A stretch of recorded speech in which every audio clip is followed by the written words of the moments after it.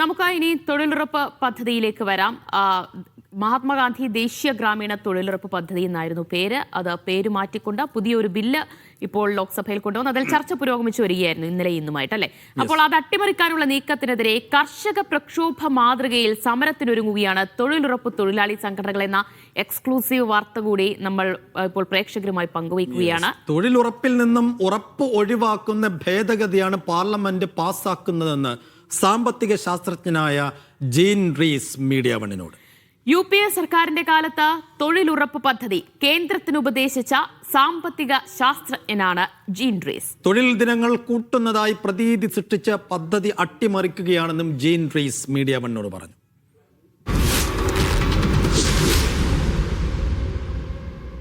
It's not a guarantee because the government retains the power to decide where and when this new scheme is going to come into effect. So that's not a guarantee. That's like saying they give you a work guarantee, but I don't guarantee that the guarantee will come into effect. And moreover, and even more importantly, on the one hand you're saying that you're raising the ceiling, and on the other hand you are restricting the financial allocations and making things more difficult for the states. You see, all the states are going to be burdened with this new bill. But in different ways. The better off states, which include Kerala, are going to suffer because I think that the government will try to reduce the allocations for those states. And the poor states will suffer in a different way because they will find it difficult to contribute the 40% share.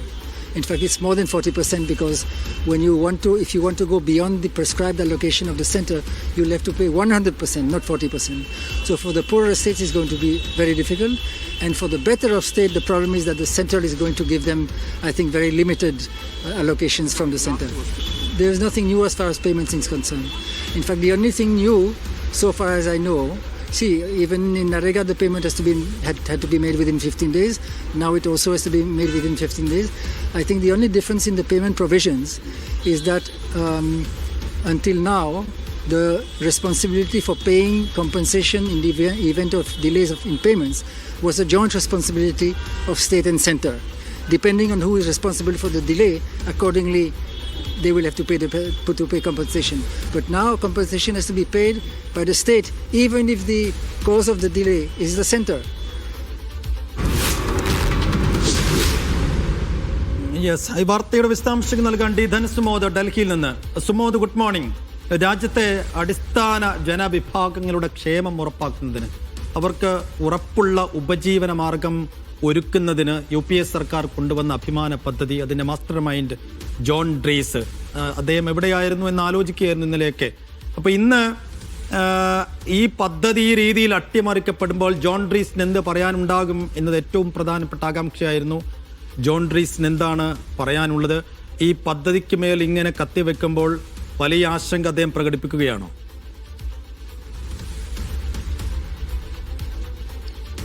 Sheikh പറഞ്ഞ പോലെ തന്നെ ആദ്യം ഈ John റീസിന്റെ പ്രവർത്തനം എന്താണ് എന്ന് പറഞ്ഞാൽ മാത്രമാണ് അദ്ദേഹത്തിന്റെ വാക്കുകളുടെ കനം നമുക്ക് തിരിച്ചറിയാൻ കഴിയുന്നത്. 1980 മുതൽ ഈ തൊഴിലുറപ്പ് പദ്ധതി എന്നുള്ള ഒരു പദ്ധതി രാജ്യവ്യാപകമായി കൊണ്ടുവരണം എന്ന ഒരു ലക്ഷ്യത്തോടെ പ്രവർത്തിക്കുന്ന ഒരു സാമ്പത്തിക ശാസ്ത്രജ്ഞനാണ് അദ്ദേഹം. പല നോബൽ സമ്മാന ജേതാക്കളുമായി ഒരുമിച്ച് പുസ്തകം എഴുതിയിട്ടുള്ള ആളുകൂടിയാണ്. മാത്രമല്ല, ഈ നീണ്ട വർഷ കാലയളവിന് ശേഷം അദ്ദേഹം ബെൽജിയം പൗരനായിരുന്നു. പിന്നീട് 2000-ലാണ് ഇന്ത്യൻ പൗരനായി മാറിയത്. സോണിയാഗാന്ധി അധ്യക്ഷയായിട്ടുള്ള ദേശീയ ഉപദേശക സമിതി അംഗം കൂടിയായിരുന്നു. ഈ തൊഴിലുറപ്പ് പദ്ധതി എങ്ങനെയാണ് ആവിഷ്കരിക്കേണ്ടത് എന്നുള്ള കൃത്യമായ കരട് എഴുതി അന്നത്തെ UPA സർക്കാരിൻ്റെ ഒന്നാം UPA സർക്കാരിന് സമർപ്പിച്ച വ്യക്തി കൂടിയാണ് ഈ ജോൺ റീസ്. അന്നത്തെ ധനകാര്യമന്ത്രിയായ പ്രണബ് മുഖർജി ഈ പദ്ധതി ആദ്യം അവതരിപ്പിച്ച് കഴിഞ്ഞപ്പോൾ പൊട്ടിത്തെറിക്കുകയായിരുന്നു ജോൺ റീസിനോട് ചെയ്തത്. കാര്യം, സാമ്പത്തിക നിലയെ മൊത്തം താറുമാറാക്കുന്നു എന്ന് പറഞ്ഞെങ്കിൽ ജനങ്ങളിലേക്ക് എങ്ങനെയാണ് താഴെത്തട്ടിൽ പണം എത്തിക്കുക എന്നുള്ള ഒരു സാമ്പത്തിക രീതി അദ്ദേഹം വിശദീകരിച്ചു കൊടുത്തോടുകൂടിയാണ് പിന്നീട് പദ്ധതി മുന്നോട്ട് പോയത്. ആ ജോൺ റീസ് തന്നെയാണ് ഇപ്പോൾ മീഡിയ വണ്ണോട് പറഞ്ഞിരിക്കുന്നത്. ഈ ഭേദഗതി മൊത്തം പദ്ധതിയെ അട്ടിമറിക്കാനുള്ള ഒരു രീതി തന്നെയാണ് നടപ്പാക്കുന്നത്. പ്രത്യേകിച്ച് ഇപ്പോൾ 100% കേന്ദ്ര സർക്കാർ തന്നെ പണം മുടക്കേണ്ട ഒരു പദ്ധതിയാണ്. ഇപ്പോൾ 90% പണം മുടക്കുന്നത്. ഈ 90% എന്നുള്ളത് ഒരു 60% താഴ്ത്തുകയും സംസ്ഥാനങ്ങൾക്ക് 40% വേതന വിഹിതം നൽകണം എന്ന് പറഞ്ഞ് അടിച്ചേൽപ്പിക്കുകയാണ്.